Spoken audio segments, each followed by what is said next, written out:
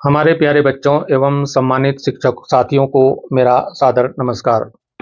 मित्रों, आज के इस वीडियो में हम उत्तराखंड बोर्ड कक्षा 12 की नई पुस्तक संस्कृत निर्जरा द्वितीय भाग के चतुर्थ पाठ अस्ति कश्चिद् भाग विशेषः का शब्द दर शब्द हिंदी अनुवाद और पंक्ति दर पंक्ति व्याख्या बहुत ही आसान भाषा में समझेंगे। यह पाठ महाकवि कालिदास के जीवन की एक बहुत ही प्रेरणादायक लोक कथा पर आधारित है कि कैसे एक साधारण मंदबुद्धि व्यक्ति कठिन परिश्रम और देवी सरस्वती की साधना से संस्कृत साहित्य का सबसे महान विद्वान बना। वीडियो को अंत तक पूरा जरूर देखिएगा ताकि परीक्षा में अनुवाद से जुड़ा कोई भी प्रश्न आपसे ना छूटे। अगर आप चैनल पर नए हैं तो सब्सक्राइब करना बिल्कुल ना भूलिएगा। चलिए आज का पाठ शुरू करते हैं। और यह एक नाटक शैली में लिखा गया है। तो देखिए, पाठ का परिचय है। संस्कृत साहित्य जगत के विद्वान कवियों में मूर्धन्य महाकवि कालिदास को सभी साहित्य प्रेमी जानते हैं। जनश्रुति पर आधारित प्रस्तुत नाटक के माध्यम से बताया गया है कि कैसे एक साधारण बुद्धि वाला व्यक्ति कठिन परिश्रम से संस्कृत साहित्य के श्रेष्ठ विद्वानों में अग्रगण्य हुआ। नाटक प्रारंभ होता है। प्रथमम दृश्यम, पहला दृश्य है। ततः परविशति सूत्रधारः, ततः ततः होता है इसके बाद। परविशति मतलब प्रवेश करता है। सूत्रधार होता है नाटक को संचालन करने वाला, जो नाटक का संचालन करता है उसको सूत्रधार बोला गया है। सूत्रधार तब प्रवेश करता है। इसके बाद सूत्रधार प्रवेश करता है। सूत्रधार बोलता है, एकदा एक बार राजप्रासादे, राजमहल के राजसभायाम, राजसभा में विराजमान बैठी हुई विदुषी, विदुषी होता है ज्ञानी, राजकन्या, राजा की कन्या विद्योत्तमा, विद्योत्तमा नाम है राजकुमारी का। विभिन्नेभ्य, विभिन्नेभ्य मतलब विभिन्न, अलग अलग प्रदेशेभ्य, प्रदेशों से समागतई, आए हुए, विद्वद् भी होता है विद्वान लोग के सह, साथ, शास्त्रार्थम, शास्त्रार्थ करना, प्रश्न पूछना या प्रश्न करना, करोति इसमा, कर रही थी। तो एक बार, इस पूरे का मतलब हुआ, सूत्रधार बताता है, एक बार एक राजमहल की राजसभा में विराजमान बैठी हुई विदुषी राजकुमारी मतलब ज्ञानी राजकुमारी विद्योत्तमा विभिन्न प्रदेशों से आए हुए विद्वानों के साथ शास्त्रार्थ कर रही थी। तो एक बार राजमहल की राजसभा में बैठी हुई एक बहुत ज्ञानी विदुषी राजकुमारी विद्योत्तमा विभिन्न प्रदेशों से आए हुए विद्वानों के साथ शास्त्रार्थ कर रही थी, उनसे प्रश्न पूछ रही थी। फिर एक सखी बोलती है, अई मान्या, अई मतलब अरे, हे, मान्य मतलब मान्य मतलब आदरणीय विद्वान लोगों, विद्वांसा विद्वान जनों, सावधानतया, सावधान हो करके, सावधानी पूर्वक, शृण्वन्तु सुने, सावधानी पूर्वक सुने, यत की विद्योत्तमायाः, विद्योत्तमा की प्रतिज्ञा अस्ति, प्रतिज्ञा है। इस राजकुमारी विद्योत्तमा की प्रतिज्ञा है। सखी बताती है, हे आदरणीय विद्वान जनों, हे आदरणीय विद्वान जनों, सावधान होकर सुनो कि विद्योत्तमा प्रतिज्ञा अस्ति, विद्योत्तमा की प्रतिज्ञा है। विद्योत्तमा, राजकुमारी विद्योत्तमा ने प्रतिज्ञा कर रखी है। क्या प्रतिज्ञा है? यो या मतलब जो, माम मुझे, जयति जय कर लेगा, जो मुझे जीत लेगा, मतलब जो मुझे पराजित करेगा, जो मुझे जीतेगा, मतलब शास्त्रार्थे, शास्त्रार्थ में हरा देगा, मुझे पराजित कर देगा। यह जो प्रश्नान उत्तरस्यति, प्रश्नान मतलब प्रश्नों के, उत्तरस्यति मतलब उत्तर देगा, जो मेरे प्रश्नों के उत्तर देगा। लोके संसार में, यो जो ही भवेद, जो ही निश्चय ही, भवेद होगा विद्वान, वो संसार में निश्चय ही विद्वान होगा। स वह, में मेरा, भर्ता, भर्ता होता पति, भविष्यति होगा। तो विद्योत्तमा की क्या प्रतिज्ञा थी? विद्योत्तमा ने प्रतिज्ञा कर रखी थी कि जो मुझे शास्त्रार्थ में हरा देगा, पराजित कर देगा, जो मेरे सभी प्रश्नों के उत्तर दे देगा, लोके यो ही भवेद विद्वान, संसार में जो भी वो विद्वान होगा स में भर्ता भविष्यति, वो मेरा पति होगा, उससे मैं शादी करूंगी। जो मुझे शास्त्रार्थ में हरा देगा या जिससे मैं जो प्रश्न पूछूंगी वो मेरे सभी प्रश्नों के उत्तर दे देगा, तो वो ऐसा महान विद्वान होगा इस संसार में, वो निश्चय ही एक ऐसा महान विद्वान होगा और वही मेरा पति होगा, उसी से मैं विवाह करूंगी। अब उस सभा में बहुत सारे विद्वान लोग थे, तो विद्वान बोलते हैं, विद्वांसः, विद्वांसः मतलब सभी विद्वान, समवेत स्वरेण, समवेत स्वरण मतलब सामूहिक स्वर में, एक स्वर में सब कहते हैं, आम आम, हाँ हाँ, हम करेंगे, हम करेंगे, वयम शास्त्रताए, हम शास्त्रार्थ के लिए, शास्त्रार्थ है मतलब शास्त्रार्थ के लिए, उद्यता इसमा, उद्यत हैं मतलब तैयार हैं, हम हम शास्त्रार्थ करने के लिए तैयार हैं। शास्त्रार्थे ते सर्वे विद्वांसा, ते शास्त्रार्थ होता है, बात सवाल जवाब होते हैं, विद्योत्तमा उनसे प्रश्न पूछती है लेकिन वो उत्तर नहीं दे पाते हैं। शास्त्रार्थे, शास्त्रार्थे मतलब शास्त्रार्थ में, ते वे सर्वे सभी, विद्वांसा विद्वान, पराजिता पराजित, अभवन हुए, सब पराजित हो गए, सब हार गए, जितने भी विद्वान आए थे सब हार जाते हैं। ते समय अपि विद्वांसः, ते वे समय अपि सभी भी, विद्वांस वे सभी विद्वान, विनिश्चयम कुर्वन्ति निश्चय करते हैं, दृढ़ निश्चय करते हैं, वे सभी विद्वान जब हार जाते हैं तो मन में दृढ़ निश्चय करते हैं, यत केनापि प्रकारेण, यत की केनापि प्रकारेण किसी भी प्रकार से, वयम हम, विद्योत्तमाया, विद्योत्तमाया मतलब विद्योत्तमा का, मान मर्दनम, मान मर्दन मतलब घमंड चूर, करिष्यामा करेंगे। अब वे सभी विद्वान जो हार जाते हैं, वे सभी विद्वान मिलकर यह निश्चय करते हैं कि किसी भी प्रकार से हम इस विद्योत्तमा का क्या करेंगे, घमंड चूर करेंगे। तो विद्योत्तमा का घमंड क्या था? उसका घमंड था कि मुझे कोई शास्त्रार्थ में सवाल जवाब में कोई हरा नहीं सकता, तो जो भी मुझे हराएगा उससे मैं विवाह करूंगी। लेकिन अब विद्वान लोग प्रण कर लेते हैं कि हम इसको मजा जरूर चखाएंगे, इसका घमंड चूर करेंगे।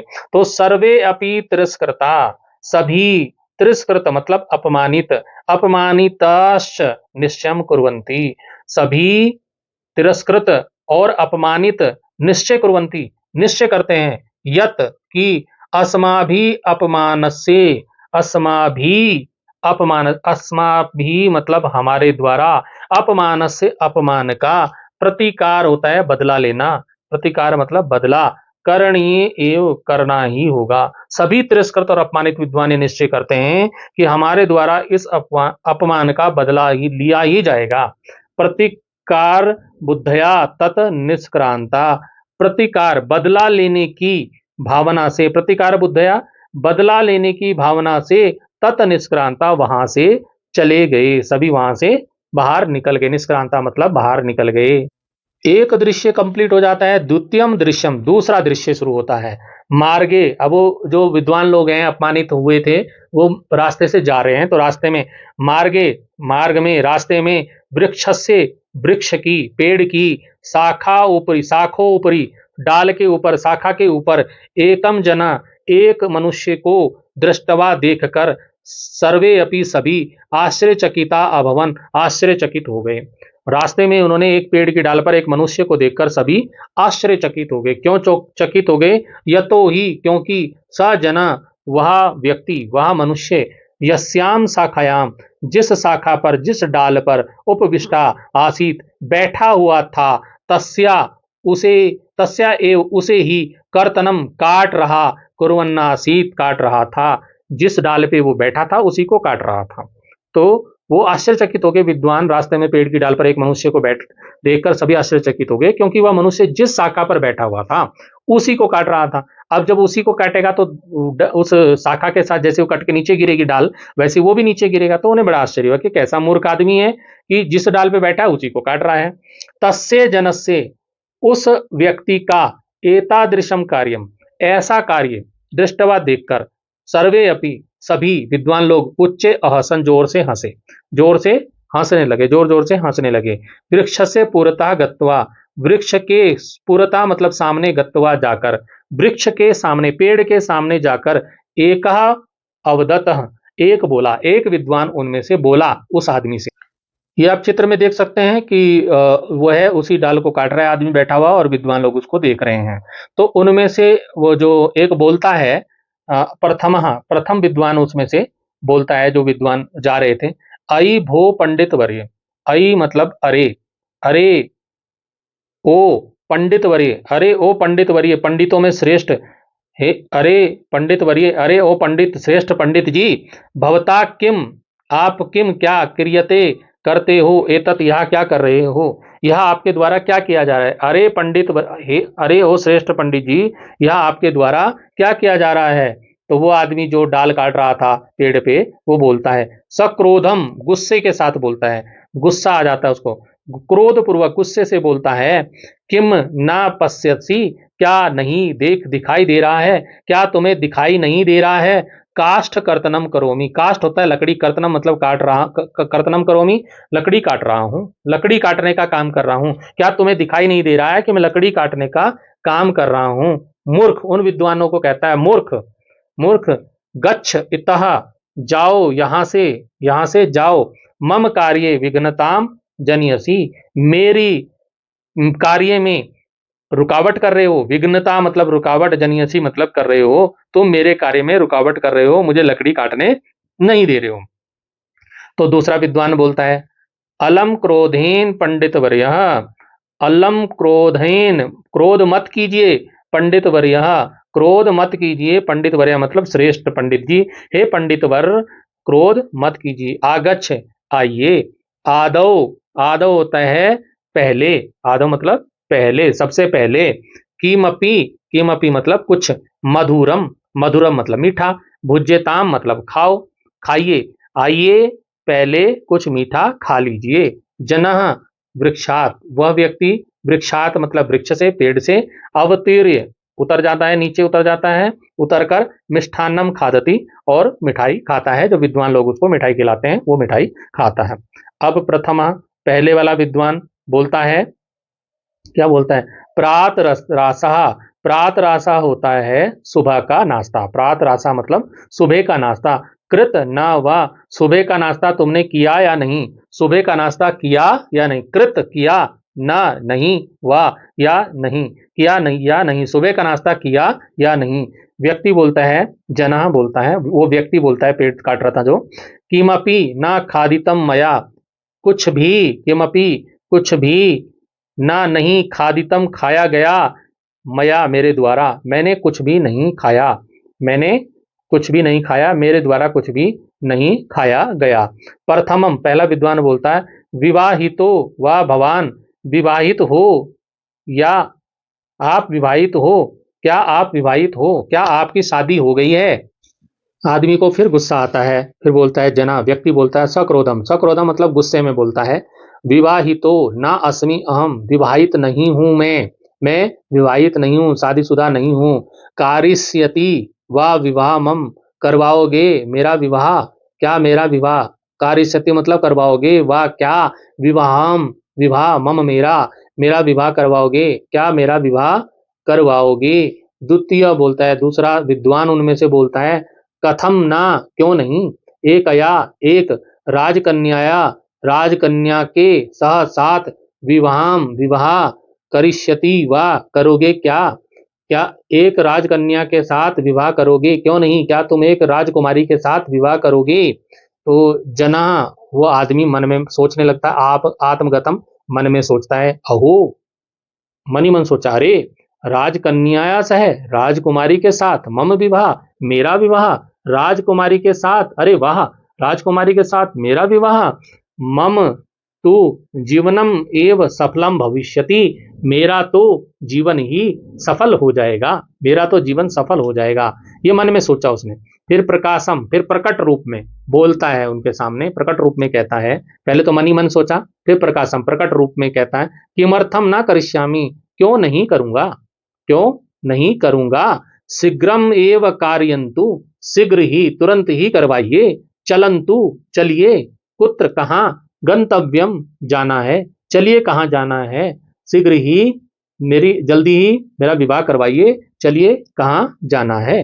फिर पहला विद्वान बोलता है, आगच्छ आओ, विचिंत्य सोचकर, परंच लेकिन एका समस्या, एक समस्या वर्तते है, एक समस्या है, यत की तुम तत्र वहां गत्वा जाकर तुष्णीम, तुष्णीम होता है चुप रहोगे, चुप मतलब मौन, भविष्यसी रहोगे, तुम वहां पर चुप रहोगे। तुष्णी होता है मौन रहना या चुप होना, मौन या चुप। तुम वहां जाके, एक समस्या है, तुम वहां जाओगे, हम तुम्हें ले जा रहे हैं, राजकुमारी से तुम्हारा विवाह करवाएंगे, लेकिन तुम वहां जाकर क्या रहोगे, चुप रहोगे, चुप रहना है बिल्कुल तुम्हें, ठीक है। नो चेत, नो चेत नहीं तो सा, सा मतलब वह राजकुमारी, नहीं तो वह राजकुमारी क्रुद्धा भूत्वा, क्रुद्ध होकर के, क्रोधित होकर के, त्वाम तुम्हें कारागारे, कारागारे होता है जेल में, स्थापिष्यति डाल देगी, बंद करवा देगी। तुमको वहां पे चुप रहना है, नहीं तो वो राजकुमारी क्या कर देगी, तुम्हें जेल में बंद करवा देगी। एक समस्या है, तुम्हें वहां पे चुप रहना है, और अगर तुम चुप नहीं रहोगे तो राजकुमारी को गुस्सा आ जाएगा, राजकुमारी तुम्हें जेल में बंद करवा देगी। फिर वो आदमी बोलता है, जना अहो, अरे दुर्भाग्यम, दुर्भाग्य तस्या राजकन्याया, उस राजकुमारी का, अरे दुर्भाग्य है उस राजकुमारी का, विहस्य फिर हंसता है, हंसकर, अस्तु ठीक है, विवाहार्थम विवाह के लिए, मौनम अपि वरम, मौन मतलब चुप रहना भी वरम है, स्वीकार्य है, श्रेष्ठ है, बेहतर है। तो बोलता है वो व्यक्ति, अरे उस राजकुमारी का दुर्भाग्य है समझो, हंसकर, ठीक है, विवाह के लिए चुप रहना भी मुझे मंजूर है। फिर दूसरा विद्वान बोलता है, तरही तो फिर अनुसरतु असमान, अनुसरण करो हमारा, मतलब पीछे पीछे चलो हमारे, त्वरताम त्वरताम, त्वरताम त्वरताम मतलब जल्दी करो, जल्दी करो। फिर आता है तीसरा दृश्य, तृतीयम दृश्यम, तीसरा दृश्य, सर्वे विद्वांसः, सभी विद्वान, तम जन्म, उस व्यक्ति को, महापंडितम, महापंडित इति, महान पंडित, भावयंतः प्रदर्शित करते हुए, मानते हुए, राजसभायाम आनीतवंता, राजसभा में लेकर आ जाते हैं। मतलब सभी विद्वान उस व्यक्ति को महापंडित बताते हुए, उस महापंडित मानते हुए उसको राजसभा में लेकर के आ जाते हैं। ते सर्वे, वे सभी, राजकन्याम सूचयंती, राजकन्या को सूचित करते हैं, राजकुमारी को बताते हैं, यत कि एते आचार्य, ये आचार्य जो हम हमारे साथ आए हैं ये आचार्य हैं, और इन्होंने मौन व्रताचरणम कुर्वंती, मौन व्रत का आचरण ये कर रहे हैं, मौन व्रत का पालन कर रहे हैं, अतः ये आजकल चुप रह रहे हैं, मौन रह रहे हैं। अतः संकेतेन एव, इसलिए संकेत से ही, संकेतों के द्वारा ही, इशारों से ही, शास्त्रार्थम करिष्यंती, शास्त्रार्थ करेंगे, जो आपसे जो भी शास्त्रार्थ करेंगे, इशारों इशारों में आपके सवालों का जवाब देंगे। मतलब सभी विद्वान उस मूर्ख व्यक्ति को महापंडित सिद्ध करते हुए राज्यसभा में लेकर आए। वे सब राजकुमारी को बताते हैं कि ये आचार्य मौन व्रत का पालन कर रहे हैं, आजकल आजकल ये चुप रह रहे हैं, इसलिए केवल संकेतों इशारों से ही शास्त्रार्थ करेंगे। अब राजकुमारी बोलती है, राजकन्या बोलती है, स्वागतम पंडित वर्यणाम, मतलब स्वागत है, विद्वान पंडित जी का यहाँ पर स्वागत है। ततः परम, ततः परम, इसके बाद, तयो मध्य, उनके, उन दोनों के बीच में, संकेतनेव, संकेतेनेव, संकेतों के द्वारा ही, शास्त्रार्थ प्रारब्ध, शास्त्रार्थ शुरू हो जाता है। तब उनके द्वारा, उनके बीच में संकेतों के द्वारा शास्त्रार्थ प्रारब्ध शुरू हो जाता है। सा एकाम अंगुलिम प्रदर्शयति, वो एक उंगली दिखाती है, एक उंगली प्रदर्शित करती है, अपनी एक उंगली को दिखाती है, उस व्यक्ति के सामने एक उंगली खड़ी करके एक उंगली को दिखाती है। तो जनः, वह व्यक्ति, आत्मगतम, अपने मन में, विचिंत्य, सोचता है, मन ही मन में सोच रहा है कि मुझे उंगली दिखा रही है, तो सोचता है, ऐसा एकया अंगुलिया, यह एक उंगली से, मम मेरी, एकम नेत्रम, एक नेत्र को, मेरी एक आंख को, भेतुम इच्छति, फोड़ना चाहती है, मेरी एक आंख को भेद देना चाहती है। भेतुम इच्छति, भेतुम मतलब भेद देना है, इच्छति चाहती है, मेरी एक आंख को फोड़ देना चाहती है। तो क्या मन में क्या करता है वो, मन में, क्योंकि बुद्धि तो थी नहीं उसमें, मूर्ख टाइप का था वो, क्योंकि वो उसी डाल को काट रहा था जिसपे बैठा था, तो बुद्धि ज्यादा थी नहीं। तो वो जब एक उंगली दिखाती है राजकुमारी विद्योतमा, तो उसको लगता है कि ये मुझे एक उंगली, ये एक उंगली दिखा करके मेरी एक आंख को फोड़ना चाहती है। अतः तुष्णीम भूत्वा, इसलिए चुप होकर के, मौन रह करके, अंगुली द्वयम प्रदर्शति, वो दो उंगलियों को प्रदर्शित करता है। वो व्यक्ति क्या करता है, मन ही मन में सोचता है कि मेरी एक आंख को फोड़ना चाहती है, इसलिए चुप रहते हुए दो उंगलियां दिखाता है। चिंत्यति, सोचता है, यत की अहम अस्या नेत्र द्वयम एव भेदिष्यामि, मैं इसकी दोनों आंखें ही फोड़ दूंगा, मैं इसकी दोनों आंखें ही, यत अहम, मैं अस्या, मैं इसकी नेत्र द्वयम एव, दोनों आंखों को ही, भेदिष्यामि मतलब फोड़ दूंगा, दोनों ही आंखों को भेद दूंगा। अब राजकुमारी अपने आप उसके आंसर, उसके क्वेश्चन का आंसर समझती है, उत्तर जानती है। अहो, अरे वाह, भवताम अभिमतम, आपका अभिप्राय है, यत की जीवो, जीव, ब्रह्माश और ब्रह्म, जीव और ब्रह्म, इति द्वैतवादिनाम मतम, जीव और ब्रह्म दो अलग सत्ताएं हैं जो कि द्वैतवादियों का मत है। पुनः पंच तत्वानि विचार्य, फिर राजकुमारी पांच तत्वों के बारे में विचार करके, पांच तत्वों को सोच करके, अंगुली पंचकम प्रदर्शती, और पांच उंगलियों को दिखाती है। पांच तत्वों का विचार करके, जो पांच तत्व होते हैं, पृथ्वी, जल, अग्नि, वायु, आकाश, इनको सोच करके वो अपनी पांच उंगलियां दिखाती है। अब की बार पहले एक उंगली दिखाई थी, तो उसका जवाब दो उंगली में कालिदास जी ने दिया था। तो दो उंगलियों में जवाब दिया, तो उसका अर्थ उसको राजकुमारी ने निकाला, यानी कि उसका उत्तर जो है बिल्कुल सही था। अब पांच उंगलियां दिखा दी। अब वो व्यक्ति, मूर्ख व्यक्ति, अपने मन में सोच रहा है, जना आत्मगतम, अपने मन में सोचता है, विचिंते, सोचकर, ऐसा ऐसा अंगुली पंचक प्रदर्शनीन, यह पांच उंगलियां, पांचों उंगलियां दिखाकर, माम, मुझे, ताड़यितुम इच्छति, मुझे ताड़ना चाहती है, मतलब थप्पड़ मारना चाहती है, पांच उंगलियों वाला थप्पड़ मारना चाहती है। ततः जना क्रुद्धो भूत्वा, तब वह व्यक्ति थोड़ा सा क्रोधित हो गया, क्रोधित होकर मुष्टिकाम प्रदर्शति, मुट्ठी बना करके प्रदर्शित करता है, मतलब ये जताना चाहता है कि तू मुझे थप्पड़ मारेगी तो मैं तुझे क्या करूंगा, मुक्का मारूंगा, घूंसा मारूंगा। तब वह व्यक्ति क्रोधित होकर मुक्का, घूंसा दिखाता है, मतलब पांचों उंगलियों को मिला करके गुस्सा बनाता है और मुक्का मारने का वो दिखाता है। अब राजकन्या, राजकुमारी उससे भी एक अर्थ निकाल लेती है। अहो चतुरः, उसे चतुर बताती है। अरे चतुर, निश्चय ही तुम चतुर हो। चतुरा खलु भवान, आप निश्चय ही क्या है, भवान मतलब आप निश्चय ही क्या है, चतुर हैं, ज्ञानी हैं।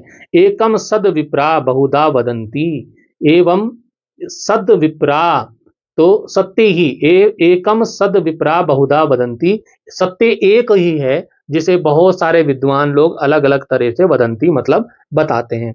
इति भवताम आशय, यह आपका आशय है, यह आपका आशय है, मैं आपका आशय समझ गई हूं। पराजिता अहम, मैं पराजित हो गई हूं आपसे। भवता, भवता मतलब आपसे, मैं आपके भवता ज्ञानात, आपके ज्ञान से मैं पराजित हो गई हूं। भवान एव, आप ही, मत कृते, मेरे लिए, योग्य वरहा, योग्य वर, पति हैं। अहम भवंतम वृणोमि, मैं आपका वर्ण करती हूँ, आपका चुनाव करती हूँ, मैं आपको अपने पति के रूप में चुनती हूँ। तो सर्वे, सभी लोग जो वहां बैठे थे वो बोलते हैं, साधु साधु, उत्तम उत्तम, बहुत अच्छा। करतल ध्वनिम कुर्वंती, करतल ध्वनि होता तालियां बजाना, तालियां बजाते हैं, सभी तालियां बजाते हैं। अब विद्योतमा और उस व्यक्ति कालिदास की का विवाह हो जाता है और चतुर्थम दृश्यम, चौथा दृश्य प्रारंभ होता है। तो विवाहात, विवाहात परम, विवाह के बाद की कहानी है। राजकन्या, राजकुमारी, प्रकोष्ठे, अपने कक्ष में, अपने कमरे में, उपविष्टा अस्ति, उप बैठी हुई है।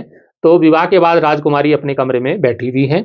सहसा, अचानक, दूरात, दूर से, ध्वनि आयाति, आवाज आती है, अचानक दूर से आवाज आती है। ध्वनिम श्रुत्वा, आवाज को सुनकर, राजकन्या विद्योतमा, राजकुमारी विद्योतमा, तम पृच्छति, उससे पूछती है, उससे पूछती है। राजकन्या बोलती है, अयम ध्वनि कस्य, यह ध्वनि किसकी है, यह आवाज किसकी है। तो वह व्यक्ति जो उसका पति है वो जनः बोलता है, उ उ उट्र ध्वनि ही, उट्र ध्वनि ही, उ उट्र ध्वनि ही, मतलब ऊंट की आवाज को अशुद्ध रूप में क्या बोलता है, उट्र बोलता है, उट्र ध्वनि ही। तो मतलब शुद्ध नहीं बोलता, तो शुद्ध नहीं बोलता इसका मतलब वो पढ़ा लिखा नहीं है, विद्वान नहीं है। तो राजकन्या राजकुमारी अचंभिता, अचंभित हो जाती है, आश्चर्यचकित होकर बोलती है, सम्यक विचार्य, ठीक से सोच समझकर, वदतु आर्य, बोली आर्य, ठीक से सोच समझ करके बोलिए। तो अपने जो सम्मानित व्यक्तियों को पहले आर्य बोला जाता था, तो हे आर्य, आप जो है सम्यक मतलब अच्छी प्रकार से विचार करके बोलिए कि आप बोल क्या रहे हैं, किसका ध्वनि है। तो व्यक्ति बोलता है, जना बोलता है, उट्रस्य शब्द, उट्रस्य ऊंट का शब्द, शब्द मतलब आवाज, ऊंट की आवाज है। तो राजकन्या राजकुमारी बोलती है कि इसको तो ऊंट बोलना भी नहीं उष्ट्र बोलना नहीं आ रहा, उट्र बोल रहा है। तो बोलती है, धिक माम, मुझ पर धिक्कार है, धिक्चा तान पंडितान, और धिक्कार है उन पंडितों को। कौन से पंडितों को? जिसने विवाह कराया मेरा इस मूर्ख के साथ, है ना। तो ये मम विवाह, जिन्होंने मेरा विवाह, उन पंडितों को धिक्कार है जिन्होंने मेरा विवाह अनेन मूर्खेण सहकारिता, इस मूर्ख के साथ करा दिया। उन मुझ पर धिक्कार है और उन पंडितों पर भी धिक्कार है जिन्होंने मेरा विवाह इस महामूर्ख के साथ करवा दिया। ऐसा कहकर, इति उक्तवा मतलब ऐसा कहकर, सा वंचिता, सा मतलब वह विद्योतमा, सा वंचिता मतलब ठगी गई, जिसको ठग दिया, किसको छली गई, विद्योतमा वह ठगी गई या छली गई, विद्योतमा तम जन्म, उस व्यक्ति को जो उसका पति बन गया था, उस व्यक्ति को धिक् कृत्य, धिक्कार करके, प्रासादात, प्रासादात होता है महल से, बही मतलब बाहर, निष्कासितवती निकाल दिया। यह कहकर, ऐसा कहकर उस छली हुई ठगी हुई विद्योतमा ने उस व्यक्ति को धिक्कारते हुए महल से बाहर निकाल दिया। अब आता है पंचमम दृश्यम, पांचवा दृश्य शुरू हो जाता है। कालांतरम, कुछ समय बीतने पर, स वह, स कौन? वही कालिदास, वो व्यक्ति जिसको घर से बाहर निकाल दिया था। स विद्या अभ्यासेन, विद्या के अभ्यास से, भगवत्या भगवती, भद्रकाल्या भद्रकाली की, भद्रकाली देव्या देवी की, सरस्वत्याश्च और सरस्वती देवी की, उपासनया उपासना तपस्या से, प्रभूतम अत्यधिक, वेदुष्यम विद्वता ज्ञान प्राप्तवान प्राप्त किया। तो समय बीतने पर वह उस व्यक्ति ने गहन अभ्यास किया, विद्याभ्यास किया, और देवी भद्रकाली तथा देवी सरस्वती की तपस्या से, आराधना से अपार ज्ञान को प्राप्त कर लिया। तो ततः, तभी से ही, तथा एव तभी से ही, स कालिदासः, वह कालिदास इति नामना प्रसिद्धा अभवन, वह कालिदास के नाम से प्रसिद्ध हुआ, क्योंकि माँ काली की कृपा से उसको ज्ञान प्राप्त हुआ था, माँ सरस्वती की कृपा से उसको ज्ञान प्राप्त हुआ था। तो तभी से वो कालिदास इति नाम प्रसिद्धा अभवत, कालिदास के नाम से प्रसिद्ध हुआ। पुनः फिर से तत्पश्चात स वह गृहम प्रति आगतः, अपने घर की ओर लौटा। जब उसको ज्ञान प्राप्त कर लिया उसने देवी की कृपा से, माँ काली की कृपा से, माँ सरस्वती की कृपा से, जब उसने ज्ञान प्राप्त कर लिया तो वो अपने घर की ओर लौटा, अपने घर आया। प्रासादे, महल में, अन्य मनस का, अन्य मनस का मतलब अनन्य मनस का मतलब उदास, उदास मन वाली, शांत मन वाली, उदास मन वाली, विद्युतमा प्रकोष्ठे उपविष्टा, विद्युतमा प्रकोष्ठे कमरे में उपविष्टा बैठी थी। जब वो वहां गया तो महल में जो अन्य मनस का मतलब अन्य उदास मन से, चिंतित मन से, अन्य अनन्य मन से विद्युतमा बैठी हुई थी, उदास मन से अपने कमरे में बैठी हुई थी। सहसा अचानक मुख्य द्वारे ध्वनि शुरू होते, मुख्य द्वार पर एक आवाज सुनाई दी। सहसा अचानक से मुख्य द्वार पर एक आवाज सुनाई दी। वो आवाज किसकी थी? कालिदास की। आश्चर्यचकिता सा, आश्चर्यचकित होकर के उसने, ध्यानेन शृणोतु, ध्यान से सुनती है, वह आश्चर्यचकित होकर, हैरान होकर ध्यान से सुनती है। द्वार से बही, द्वार के बाहर, दरवाजे के बाहर, कालिदासा उपस्थिता, कालिदास उपस्थित थे, कालिदास खड़े हुए थे। तो जैसे उसने आश्चर्यचकित होकर वो ध्यान से सुनती है तो दरवाजे के बाहर कौन खड़े हुए थे?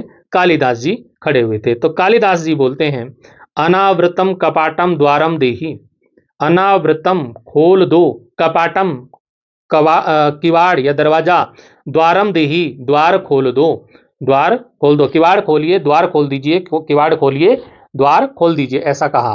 अनावृतम, अनावृतम कपाटम द्वारम देही, अनावृतम कपाटम मतलब द्वार खोल दीजिए और द्वार को खोल दीजिए, दो दो बार बोला है, ठीक है।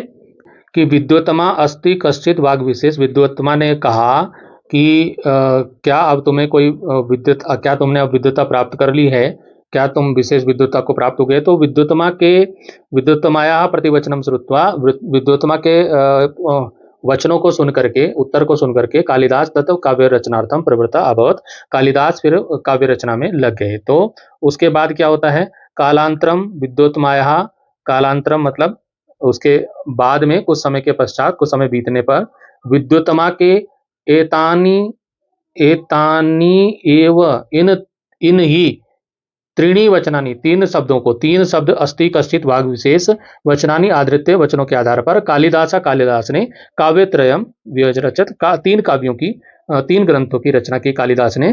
तो प्रथमम अस्ति, जो पहला जो अस्ति शब्द है, पहले अस्ति शब्द से इति पदम आधृत्य, इस पद पर आधारित उन्होंने जो रचना की, उसका जो पहला श्लोक है, जिस उस रचना का जो पहला श्लोक है वो है अस्ति उत्तर दिश, उत्तर श्याम दिशि, उत्तर श्याम दिशि मतलब होता है उत्तर दिशा में, इसके उत्तर दिशा में देवतात्मा, देवतात्मा इति, देवतात्मा हिमालय है, देवताओं की आत्मा स्वरूप हिमालय पर्वत विद्यमान है। इस श्लोक से, श्लोक आपने अलग से पढ़ा होगा, इस श्लोक से इन्होंने इति कुमार संभवम, इस श्लोक को आधार बनाकर, इस श्लोक को शुरुआत में लिखकर उन्होंने कुमार संभवम महाकाव्य की रचना की। दूसरा शब्द था कश्चित, कश्चित होता है कोई, तो कश्चित का मतलब कोई, इति, इति पदम स्वीकृत्य, इस पद को स्वीकार करके, इस पद को लेकर के उन्होंने जो श्लोक की शुरुआत की नए ग्रंथ की, वो की कश्चित कांता विरह गुरुणा।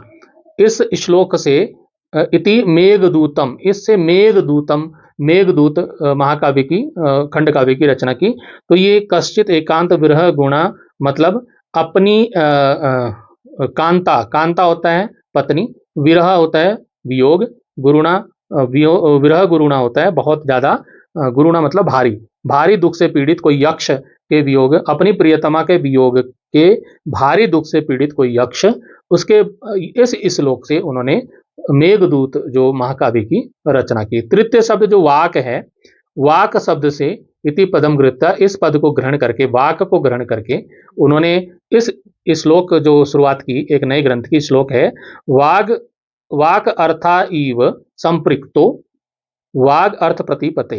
तो इसका मतलब है कि वाक होता है वाणी, वाक, वाक अर्थ, अर्थमीव, अर्थ, शब्द और अर्थ की तरह आपस में जुड़े हुए, शब्द और अर्थ की तरह आपस में संपृक्तो जुड़े हुए, वागर्थ प्रतिपतये, अर्थ की तरह आपस में जुड़े हुए जगत के माता पिता शिव पार्वती, इस मंगलाचरण से, इस श्लोक से उन्होंने, ये श्लोक की लाइनें हैं, इस श्लोक से उन्होंने रघुवंशम च व्यरचयत मतलब रघुवंश महाकाव्य की उन्होंने रचना की। कहने का तात्पर्य यह है कि अस्ति कश्चित वाग विशेष को सुनकर कालिदास उसके बाद काव्य रचना में लग गए, और समय बीतने पर कालिदास ने विद्योत्तमा के इन्हीं तीन शब्दों को आधार बनाकर तीन प्रसिद्ध काव्यों की रचना की, जिसमें प्रथम शब्द जो अस्ति है, अस्ति को आधार बनाकर उन्होंने अस्ति उत्तरश्याम दिशि देवतात्मा, इस श्लोक से प्रारंभ होने वाले कुमार संभव की रचना की। उसके बाद दूसरा जो श्लोक मैंने बताया आपको, कश्चित कांता विरह गुणा, इस श्लोक से प्रारंभ होने वाले मेघदूत खंड काव्य की रचना की। और तीसरा जो है वागार्थवीव संपृक्तो वागार्थ प्रतिपत्ति, इस श्लोक से शुरू होने वाले रघुवंश महाकाव्य की रचना की उन्होंने। अब कालिदास जी बोलते हैं, अद्य अहम भगवत्या भद्रकाल्या, अद्य मतलब अब, आज, अहम में, भगवत्या मतलब भगवती, भद्रकाल्या भद्रकाली, सरस्वती देव्यास और सरस्वती देवी की कृपया, कृपा से, निरंतर विद्या अभ्यासेन, निरंतर विद्या अभ्यास, कठिन विद्या अभ्यास से कवि अभवम, कवि बन गया हूं। तो क्या कहते हैं कालिदास, आज मैं भगवती माँ भद्रकाली देवी और माँ सरस्वती देवी की कृपा से, निरंतर अभ्यास से, कवि बन गया हूं। सहसा प्रविशति, अचानक से प्रवेश करती है। वरमालाम हस्ते धृत्वा, वरमाला को हाथ में लेकर के विद्योतमा, विद्योतमा प्रवेश करती है। अचानक हाथ में वरमाला लिए हुए अपने पति के सामने, कालिदास के सामने विद्योतमा प्रवेश करती है। विद्योतमा बोलती है, अयि आर्यपुत्र, हे आर्यपुत्र, भवता कीर्ति, आपकी कीर्ति सर्वत्र, सभी जगह, प्रसृता जाता, फैल गई है। आपकी यश प्रसिद्धि सब जगह फैल गई है। आहा, हाय, धिक माम, मुझ पर धिक्कार है, मुझे धिक्कार है। यत कि भवता अवमाननम कृतम मया, आपका अपमान किया मैंने आपका अवमाननम किया, आपका अनादर किया, आपका अपमान किया, मेरे द्वारा आपका अपमान किया गया, तो मुझे धिक्कार है। कालिदास बोलते हैं, नहीं नहीं देवी, नहीं नहीं देवी, हे देवी, नहीं नहीं नहीं नहीं देवी, भवती तू, भवती तू, आप तो साक्षात, साक्षात मम वाक देवी एव, मेरी वाक देवी ही हैं। आप तो मेरी वाक देवी ही हैं, मेरी वाणी की देवी अर्थात मेरी सरस्वती देवी ही हैं। भवत्या कृपया एव, आपकी कृपया से ही, कृपया एव मतलब आपकी कृपा से ही, भवत्या कृपया एव, आपकी कृपा से ही, अहम मैं, मंद बुद्धि, मैं मंद बुद्धि मतलब मैं मूर्ख, महाकवि कालिदास सो अभवम, महाकवि कालिदास बना हूं, आपकी कृपा से ही मैं महाकवि कालिदास बना हूं। अब होता है नाटक का एंड, पटाक्षेपा। पटाक्षेप होता है पर्दा बंद हो जाता है, पर्दा गिरता है। अब एक श्लोक आता है, पूरा कवि नाम, पूरा मतलब प्राचीन काल में, कवि नाम गणना प्रसंगे, कवियों की गणना के अवसर पर, प्राचीन काल में कवियों की गिनती के अवसर पर कनिष्ठिका अधिष्ठित कालिदास, कनिष्ठिका होता है सबसे हाथ की सबसे छोटी उंगली, तो सबसे छोटी उंगली कनिष्ठिका पर कालिदास का नाम आया। प्राचीन काल में जब कवियों की गिनती की गई तो सबसे छोटी उंगली पर, कनिष्ठिका पर कालिदास का नाम आया। अद्यापि आज भी तत्तुल्येक, तत्तुल्य कवे, तत्तुल्य कवे अभावात, आज भी उनके समान अन्य कवि के अभाव होने के कारण, आज भी उनके समान दूसरा कोई कवि नहीं है। तो अनामिका, आज भी जो अनामिका उंगली है, यानी कि कनिष्ठिका के बगल वाली जो उंगली है वो अनामिका कहलाती है। तो कनिष्ठिका के बगल वाली उंगली अनामिका सार्थवती बभूव, आज भी सार्थक क्या है कि आज भी सार्थवती बभूव, आज भी उसका कोई नाम नहीं है, उसका नाम है अनामिका। अनामिका मतलब होता है जिसका कोई नाम ना हो। तो आज भी कालिदास के समान दूसरा कवि नहीं मिला, उसके समान कवि नहीं मिला, इसलिए उससे बगल वाली उंगली पे किसी दूसरे कवि का नाम नहीं आया है और उस उंगली का नाम आज भी अनामिका है। ये सार्थक रूप, नाम के अनुरूप सार्थक है, बिल्कुल सही है। कहने का मतलब यह है कि आज भी कालिदास के समान किसी दूसरे कवि के ना होने के कारण उसके कनिष्ठिका के बगल वाली उंगली का नाम अनामिका बिना नाम वाली पड़ा, जो आज सही अर्थों में सार्थक सिद्ध होता है। तो मित्रों, यह था पाठ अस्ति कश्चित् भाग विशेष का पूरा हिंदी अनुवाद और व्याख्या।